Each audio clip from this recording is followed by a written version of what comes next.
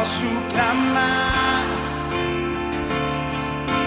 pela fé posso enxergar. O programa Restaurando Vidas começa agora. Que a paz do Senhor Jesus esteja sobre a sua vida. O melhor lugar para você estar é no centro da vontade de Deus. Muitas vezes nós tentamos andar segundo os nossos próprios desejos e os nossos próprios sonhos, mas andar segundo aquilo que o Senhor Deus sonha para você é a melhor decisão que você pode tomar. Quando ele envia Jeremias, dá um parecer a Jeremias e ainda garante a Jeremias algo maravilhoso. Jeremias capítulo 1, verso 19 diz: pelejarão contra ti, mas não prevalecerão, porque eu sou contigo, diz o Senhor, para te livrar. Como é bom obedecer a Deus, como é bom andar segundo a vontade de Deus, porque as lutas são tantas e quando estamos com Deus, Ele chama a responsabilidade e diz: pelejarão contra ti, mas não prevalecerão, porque eu estou contigo. Para quê? Para te livrar. Que maravilhoso é estar no centro da vontade de Deus. Realmente, não busque as suas próprias vontades, não busque os seus próprios desejos, mas atenda ao chamado do Senhor. Ele te ama e Ele quer mudar a sua história e Ele quer garantir a você o sucesso. Deus é maravilhoso, mas é preciso submissão, obediência e temor somente a Ele. Quero conversar hoje com um jovem senhor, Vicente Alves do Carmo. Ele é um pedreiro que teve uma infância numa miséria, mas Deus tinha um projeto na vida dele. Vamos passar então a essa entrevista. Posso clamar, pela fé posso enxergar. É um grande privilégio receber hoje no programa Restaurando Vidas, meu irmão em Cristo e amigo, Vicente Alves do Carmo. Deus te abençoe, seja bem-vindo. Amém. Para mim também é um privilégio estar aqui falando desse Deus maravilhoso. Vicente, você saiu lá de Paraguaçu para falar de Jesus aqui em Poços de Caldas? Você é de Paraguaçu mesmo? Sim, sou de Paraguaçu mesmo. E nasceu e teve uma infância fácil, uma infância difícil. Como é que foi tua infância? Então, eu vim de uma família bem humilde, né? Onde a necessidade era presente, né? Quando você fala em necessidade, explique isso aí melhor. O que é essa necessidade que você está falando?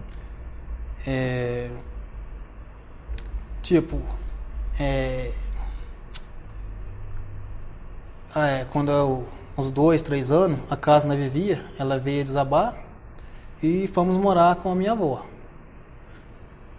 Só que a minha avó tinha problemas mental de cabeça e assim ela colocava nós para fora de casa. E ali nós não tinha onde pousar. Até que meu pai conseguiu uma casa, essas casas aí de como se diz, conferências por de Vicentino, né? E lá fomos morar. Só que lá meu pai... Era tipo um alojamento, várias casas assim? Isso, era uma vila onde ele cedia para as pessoas que não tinham onde morar. E ali, só que ali meu pai, como se diz, ele invernou na bebida, né? Teu pai talvez também, por não ter Jesus como Senhor da vida dele, ele começou a ficar uma parte desiludido com a vida, vendo toda aquela dificuldade, e ele achou uma facilidade, jogar e descarregar todos os problemas na bebida. E aí, que ele tentou resolver a dor dele, mas aumentou tanto a dor dele como a dor de vocês, né? É verdade. E ali, por causa da bebida, eles acabavam que esquecia, né, de nós em casa. Lá em casa era bastante criança, era 6 filhos, tudo pequeno. E nessa época não tinha nem o que comer em casa, porque por causa dele ter entregado bebida, não trabalhava, e a mãe com aquele tanto de criança também não tinha como fazer nada, né? E então nós saía para pedir. E com 7 anos comecei a trabalhar. Agora, pedir comida. As pessoas muitas vezes falam de fome, mas nunca experimentaram realmente a fome, né? Você parece ter tido uma experiência grande nessa área, com fome. É algo que causa dor física, porque ela chega a doer o estômago, e causa também uma dor emocional, verdade ou não? A pessoa fica abalada, né? Uma criança sem ter uma alimentação e vendo os outros irmãos ali, a própria mãe, é um negócio que mexe com a família toda. Porque na verdade passa por uma humilhação, né? Muitos ajudam, muitos vêm a jogar na cara, né? Pessoas que às vezes até conhecia, por causa do meu pai estar no álcool, eles vinham e falavam que a obrigação era dele e tal, e às vezes dava com a porta na cara, mas Deus, como é Deus, sempre colocava a pessoa certa e ali sempre atendeu nesse meio de necessidade. Então, agora, como é que você saía? Você levava uma vasilha? Como é que era o negócio? Não, nós levava, eu e mais duas irmãs, saía com cada uma com uma marmitinha. Cada um, você pega um rumo de umas casas, né? Cada um saia para um lado. Conseguia comida, nós comia o que tinha conseguido, limpava a vasilha e saía de novo, conseguia em outras casas, para levar para os menores que estavam em casa. E também para minha mãe, na época, dava de mamar, nenenzinho no colo e tal. E assim seguia. E depois você começou a desenvolver alguns trabalhos, que não davam muita renda, mas você tinha 2 trabalhos que você conseguiu. Uhum. Quais são eles? Aos 7 anos comecei a tratar de porco. Pegava soro, levava, despejava ali. É coisinha assim, coisa que na época podia deixar a criança fazer, né? Tratava de manhã, por volta do dia, ia vender picolé, sorvete. E à tarde a mesma coisa. Então, duas coisas que dava, assim, na verdade, era o objeto que eu ganhava ali para uma gratificação, né? Isso dava para suprir em casa, dava para fazer uma despensa, não? Não. Na verdade, ele dava para comprar um leite, às vezes um pão, porque na verdade tinha uns pequenininhos, era 2 neném na época, porque era um atrás do outro. Tinha uma irmã de 1 ano e pouco e o outro no colo já. Então, na verdade, ficava mais pro leite e tal, pra gente, desde pequeno já teve essa preocupação do sul menor, né? Mas não dava não. Aí, a partir dos 13 anos, aí que eu fui com a mesma pessoa que... Você cuidava dos porcos? Ele começou a mexer com carros. Funilaria, pintura? Comecei a aprender funilaria, aí eles já me pagavam algo mais, né? Aí já dava para fazer E seu pai continuava no vício do álcool? Continuava no vício. Vício, mulherada. Muitas vezes a mãe encontrava ele pra rua lá, agarrado bêbado com outra mulher, e era aquela briga. E isso foi piorando. Você também, aos 13 anos, experimentou ali a droga. Aí nesse tempo, nós já não morava mais ali na vila, nessa vila que nós fomos morar. Nós tínhamos morado numa casa que a prefeitura tinha doado. Aí já desfoquei desse trabalho também, né? Aí já fazia outros trabalhos, mas já desfoquei dessa pessoa que me ajudava e tal. E ali conheci mais amigos, um lugar que você mudou, diferente e tal. Foi aonde que eu experimentei o primeiro baseado, com 13 anos de idade. Isso aí vai só puxando mais? Só cada vez mais.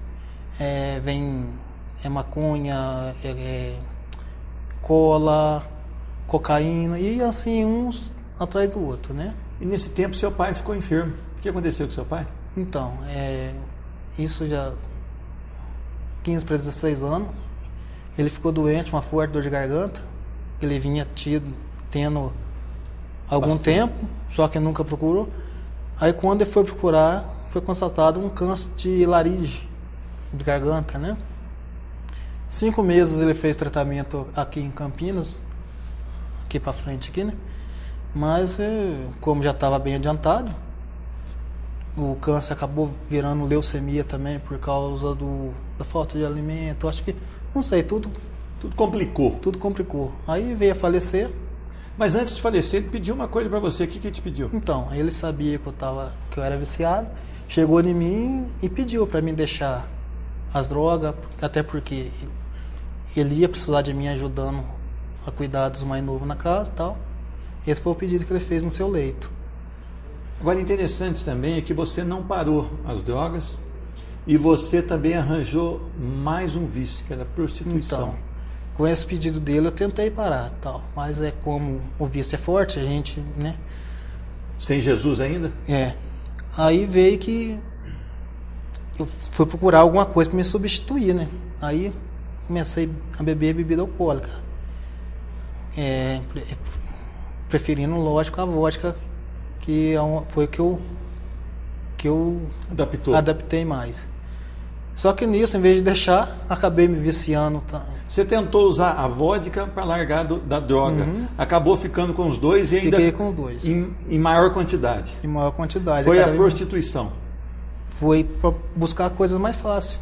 Porque ali as mulheres te facilitavam. Tinha bastante amizade com mulheres mais velhas, que já era desse mundo. E não que elas me davam dinheiro, mas elas, como você disse, pagavam aquilo que eu estava procurando, que era droga, bebida. A minha diversão ali sempre, ou estava com um ou estava com o outro. Então quer dizer que não saía do meu bolso aquilo, só que eu era cada vez mais. Depois você parou um pouco, conheceu a sua esposa atual e vocês começaram um relacionamento? Então, depois de um certo tempo, já cansado daquela vida, sempre tentando parar, mas não conseguia, veio que eu dei uma acalmada. Aí eu conheci minha esposa, começamos uma vida conjugal. Não éramos casados, mas começamos uma vida junto. E por um certo tempo, foi indo bem. E até que aí, tive uma filha, adotei mais uma que era sobrinha minha, 2 filhas, até que caí de novo. Aí o casamento também recaiu. Aí foi levando durante 2 a 3 anos, foi relevando isso aí, a drogas, bebida, voltou para dentro de casa. Mas interessante, Vicente, é que um dia você viu um povo crente, que você não gostava de crente. Mas você notou o comportamento do crente, passava ali perto da sua casa, nas proximidades de seus parentes, e você observou uma coisa: esse povo nunca reclama, esse povo está sempre perseverante, e você quis visitar uma igreja esse tempo, né? Então. Como é que foi isso? Então, o meu casamento praticamente acabado, e já com aquela dificuldade que passava em casa, tudo, já não... Aí um dia, conversando com a minha irmã, passa um povo de uma denominação perto de casa. Aí eu comentei com ela, você já notou que esse povo, você não vê isso reclamando? Você não vê isso passando necessidade? É verdade. Aí eu brinquei com ela, falei, um dia eu acho que eu vou ser pastor, porque eles não falam assim, naquele tom zombando, né? Só que eu acho que Deus tocou, né? Tocou na hora. Estava começando a trabalhar nesse coração duro, né? Aí cada vez pior e já não tinha jeito mais. Foi aonde que a primeira vez que eu pisei numa igreja, aí aquelas palavras que vinham, que era para mim, e falava mais uma coisa, mas esse povo escutou minha vida, estudou minha vida, que não é possível. Falava outra coisa, você estava falando para mim, fui indo. Aí eu interessei, fui a segunda vez, terceira, e fui indo. Um dia Jesus tocou e fez a obra. Esse dia fizeram a pergunta de entrega lá, do nada parece que alguma coisa me tocou, que nem sabe que é o Espírito Santo, me deu um cutucão, eu já levantei a mão, já pulei, e naquele dia aceitei Jesus como Senhor. Você sabe que é um processo, às vezes, a santificação, as pessoas demoram para acertar, mas quando você foi para a igreja, seu casamento ainda estava... Ele não era um casamento, vocês moravam apenas na mesma casa. Já ficou destruído, né? Continuamos na mesma casa, por causa das crianças, eu queria acabar de criar minhas filhas, por isso... Vocês não eram casados, eram amigados? É isso. E eu creio que isso também era o pensamento dela, e assim fomos levando. Dentro da igreja mesmo? Dentro da igreja. Um para cada lado? Ia junto, fazia aquele, né? Aquele teatro, mas aquele não tinha teatro casamento. Depois Deus trabalhou esse casamento também? Foi trabalhando, porque as brigas acabou, já não tinha aquelas brigas, aquelas coisas de um atacar o outro mais, e foi indo. E nesse tempo eu fui redescobrindo ela a mim, e fomos indo até que juntamos Deus de novo, abençoou, resolvemos nos casar. Deus restaurou? Restaurou de verdade, resolvemos nos casar na bênção, nos Arrumou casamos. tudo, papel, casou. Você foi batizado depois? Fui batizado, porque até o momento, depois de 4 anos, eu não tinha sido batizado ainda. Também estava com a vida toda atrapalhada, tudo né? torta, não tinha coragem de chegar. Até tentei, mas não sabia como funcionava. Onde não pude ser batizado. Aí eu sempre procurando, falei, não, quero ser. E fui tentando, procurando acertar. E nos acertamos. Vale a pena servir a Jesus? Eu não me vejo em outra vida hoje. É Jesus? É Jesus. Tem um versículo para deixar para essa pessoa que nos assiste? Tem, posso pegar, que eu não consigo falar. Porque a palavra de Deus é aquela que traz conforto ao nosso coração, é aquela que enche a nossa vida. Então eu queria que você deixasse um versículo aí da palavra de Deus para trazer ânimo às pessoas, para trazer vigor. Eu quero deixar aqui Deuteronômio 28. Deu 28. 28. 1, 2 e o 8. Se atentamente ouvires a minha voz, a voz do Senhor, teu Deus, tendo cuidado de guardar todos os seus mandamentos, que hoje te ordeno, o Senhor teu Deus te exaltará sobre todas as nações da terra. Se ouvires a voz do Senhor teu Deus, virão sobre ti e te alcançará todas essas bênçãos. Já no 8, o Senhor determinará que a bênção esteja nos teus celeiros em tudo que colocares a mão, e te abençoará na terra que te dá o Senhor teu Deus. É obedecer a Deus. É obedecer a Deus. As pessoas querem a bênção sem obedecer. Primeiro é obedecer e depois a bênção. É verdade. E Deus hoje alegrou seu coração, a sua casa, a sua vida, a sua família. Foi restaurado minha família. Na minha profissão, já não conseguia trabalho mais, porque você fica mal visto, ninguém te confia. Hoje você já tem trabalho? Hoje tem trabalho. Está firme no caminho do Senhor? Estou firme no caminho do Senhor. Nos lugares que eu passo, tenho a confiança novamente. Glória a Deus. Deus restaurou tudo. Restaurou tudo. Amém.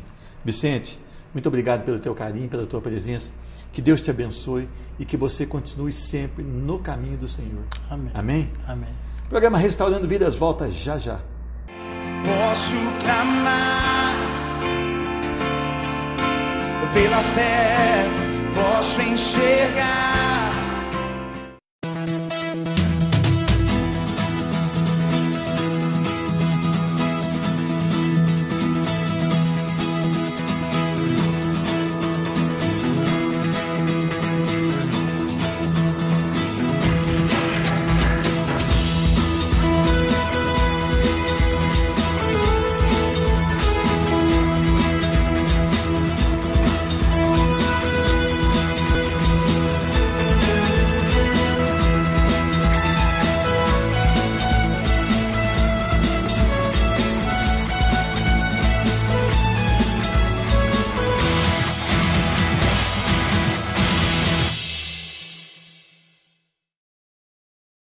Posso clamar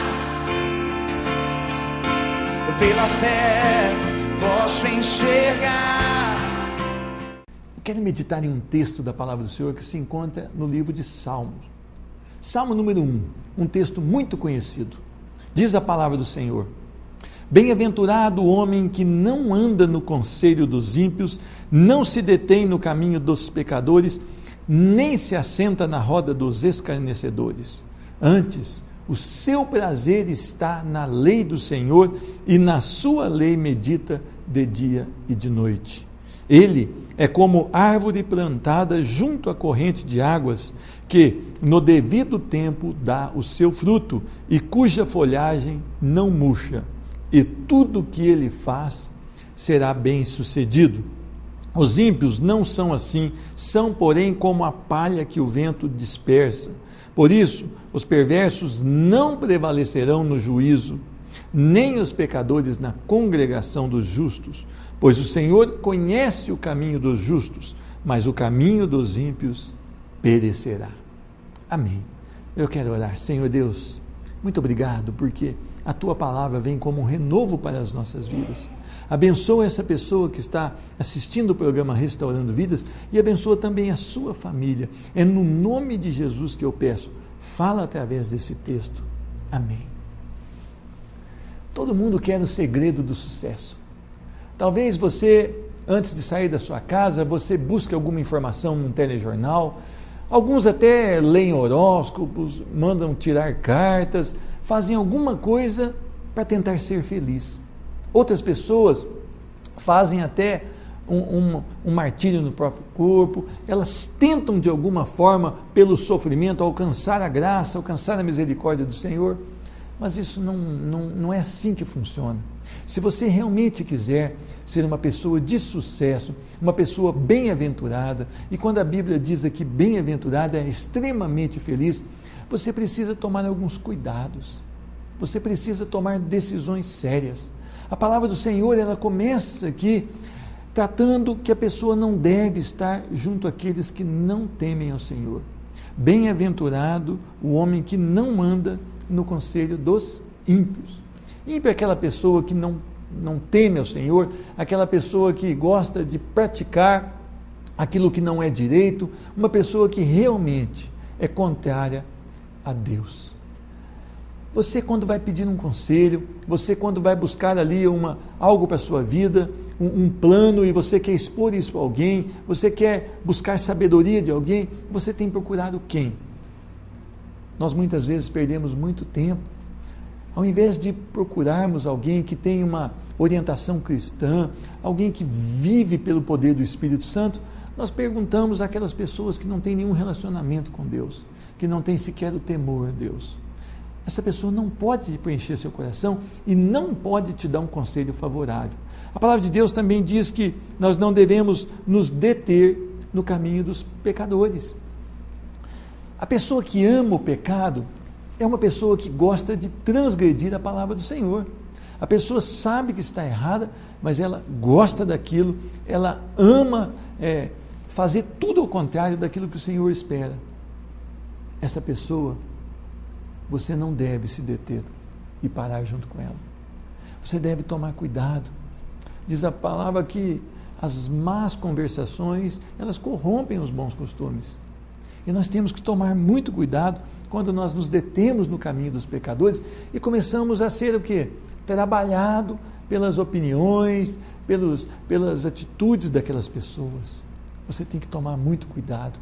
Mas olha, o fim mesmo é quando você se assenta na mesa dos escarnecedores, aqueles que zombam, aqueles que com irreverência tratam as coisas de Deus, aqueles que se escarnecem do nosso Senhor, das obras do Senhor, da palavra do Senhor, e isso é o último degrau, o degrau para você ir à falência, para você ficar longe do sucesso. Então você termina, primeiro você vai buscar um conselho, depois você já para ali, e o final é você sentado e fazendo aquilo que aquelas pessoas fazem.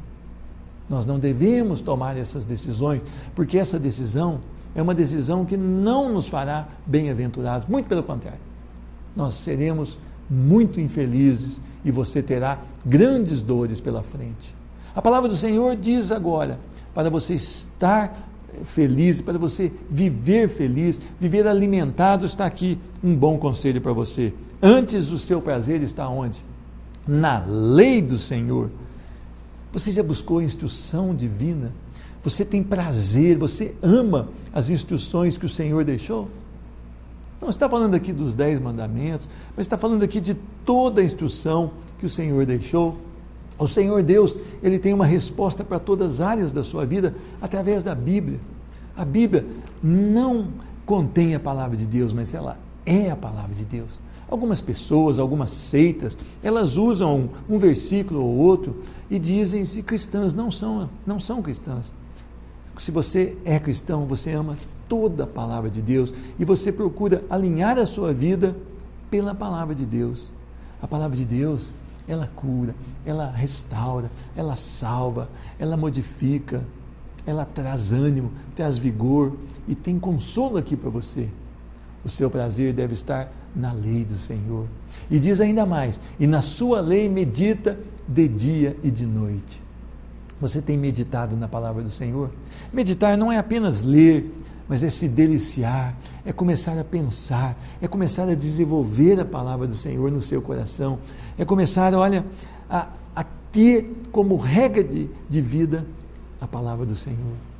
A pessoa que medita, ela pode estar até fazendo um outro serviço, mas ela está se deliciando, ela está buscando alimentar-se na palavra do Senhor. E quem faz isso é considerado como uma árvore plantada junto aos ribeiros. Uma árvore plantada junto aos ribeiros, ela tem a facilidade de absorver a água. E quando ela absorve a água, ela tem a facilidade de absorver também o alimento, os sais minerais ali daquele local. E ela é uma planta que vai desenvolver muito.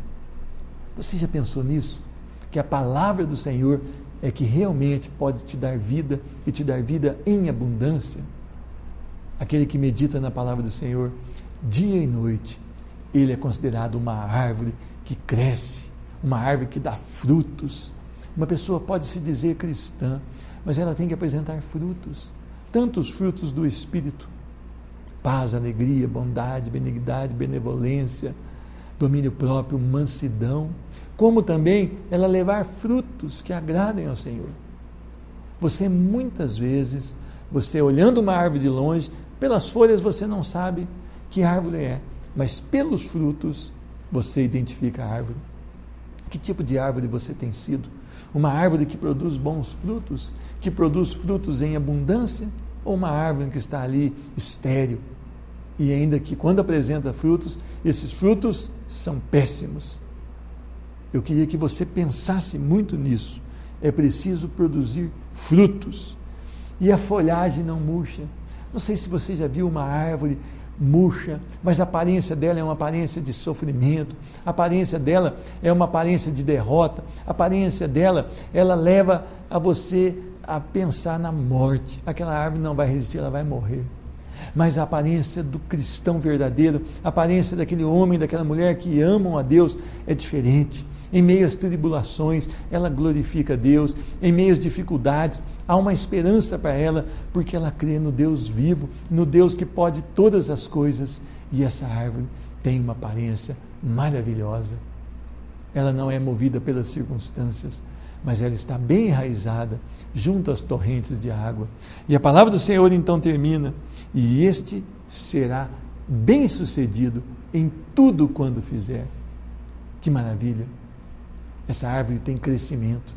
Essa pessoa que ama a palavra do Senhor, que medita na palavra do Senhor, ela é uma pessoa que tem sucesso, porque ela chega num lugar e ela é conhecida como uma pessoa sábia, uma pessoa equilibrada, uma pessoa que tem uma palavra de vigor. Ela é uma pessoa que está sempre crescendo ali na formosura, ela está crescendo sempre no conhecimento e na graça do Senhor sobre a sua vida. Você é uma pessoa assim? Você é uma pessoa bem-sucedida? Hoje, quando se fala em sucesso, logo se pensa no dinheiro, mas as pessoas não são conhecidas se são bem-sucedidas ou não pelo dinheiro. É muito mais que isso. Você pode conhecer uma pessoa que ganha pouco, talvez um salário, 2, mas a casa dela é bem organizada, os filhos estão ali à volta da mesa, a esposa está ali também produtiva, e a família está uma família que crê no Senhor, uma família que ama a palavra do Senhor e uma família alegre. E você pode ir numa mansão, uma pessoa que ganha muito dinheiro, que é dono de muitas posses, os filhos estão um para cada lado, o casamento se desfez, quando eles vão tomar uma refeição, ninguém se comunica, não há prazer em sentarem juntos. Isso não é sucesso, isso é cheio de dinheiro, mas não é sucesso. O sucesso é quando Deus está no centro dessa vida. E a palavra do Senhor, ela começa a falar: os perversos não prevalecerão, os ímpios não são assim, são porém como a palha. A palha, ela não tem vontade própria, a palha, ela não tem substância de alimentação, a palha, ela é movida e envolvida pelo vento. O ímpio não prevalecerá, mas será como a palha, agitada pelo vento, levada pelo vento. O que você quer da sua vida? Você quer ser bem-sucedido? A palavra de Deus diz que Ele conhece o caminho dos justos, mas o caminho do ímpio perecerá. Há dois caminhos, um largo e um estreito. O estreito leva à vida eterna e o largo à perdição. Qual caminho você escolhe nesta manhã? Eu quero orar pela sua vida. Senhor Deus, a Tua palavra que dá a receita do sucesso. Eu quero pedir no nome de Jesus que essa pessoa que assiste o programa Restaurando Vidas, que ela seja abençoada pelo poder da Tua palavra e tome hoje uma decisão de meditar na Tua palavra, de viver na Tua palavra, porque assim ela será bem-sucedida. Cancela todo aquele desejo de estar nos escarnecedores, de estar na roda dos pecadores, em nome de Jesus, e transforma essa vida hoje pelo poder da Tua palavra. Amém. Você pode tomar uma decisão hoje, e a melhor decisão que você pode tomar é crer no Senhor Jesus, porque assim tu e a tua casa estarão na glória eternamente. Que Deus te abençoe. Posso clamar pela fé, posso enxergar.